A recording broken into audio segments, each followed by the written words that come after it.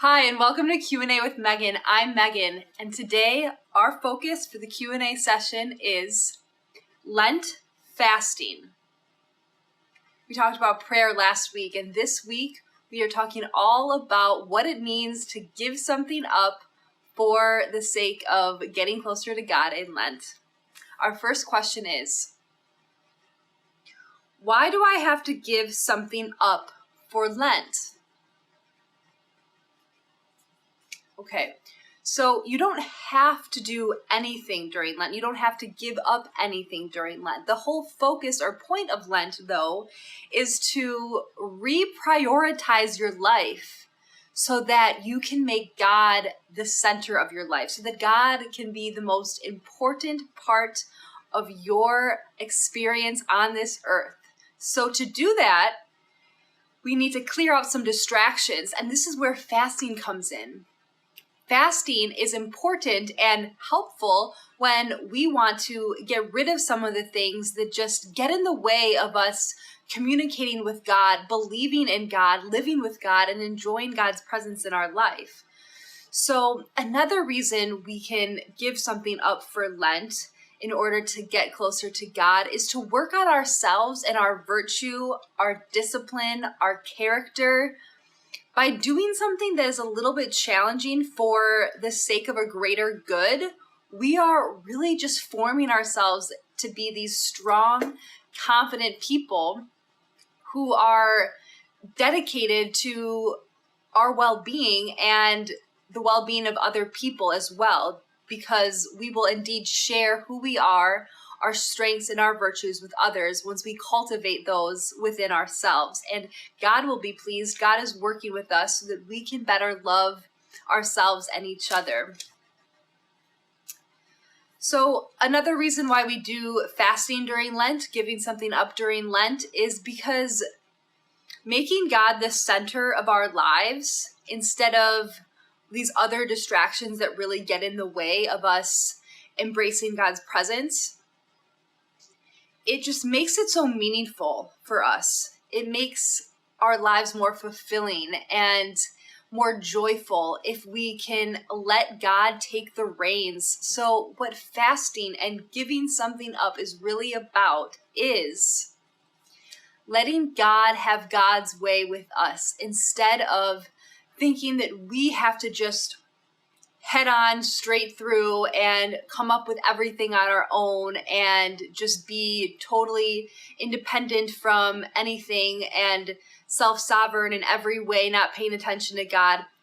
It's not about us. We can realize that it's truly about God and surrendering to God so that God can have whatever way God wants with us. Now we'll move on to the next question and get into some more specifics. What are some ways to fast during Lent?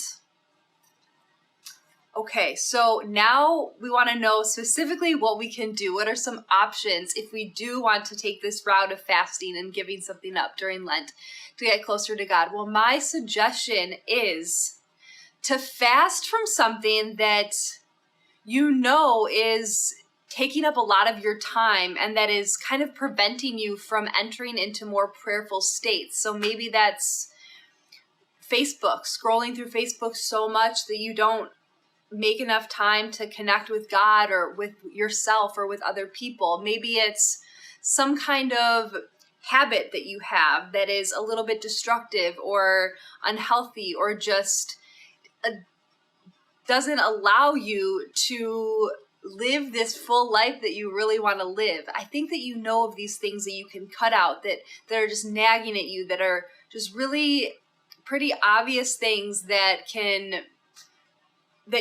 really you can go without for a little while and see what happens.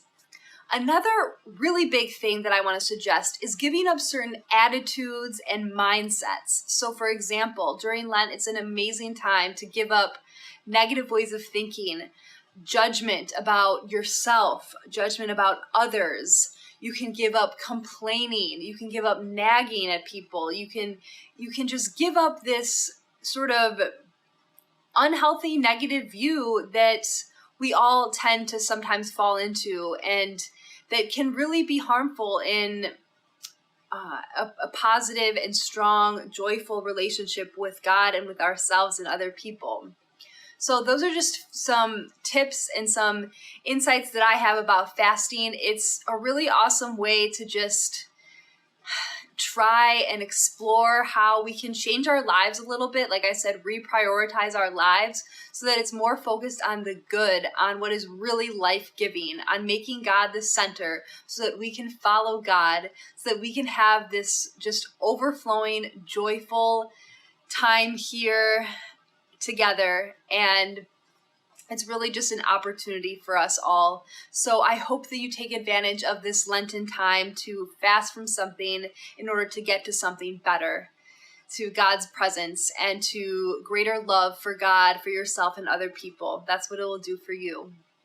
So good luck on your Lenten journey. Make sure you tune in to all of our Lenten opportunities and options that we have at First United Methodist Church here in Madison. You can find those on Facebook on our FUMC page, or the Facebook, the devotions that come up and the activities that are listed there, the Lenten inspirations that are also listed, and go to the website as well if you don't have Facebook. So take care, and I will see you all next week for another Q&A with Megan. All right, God bless. Bye.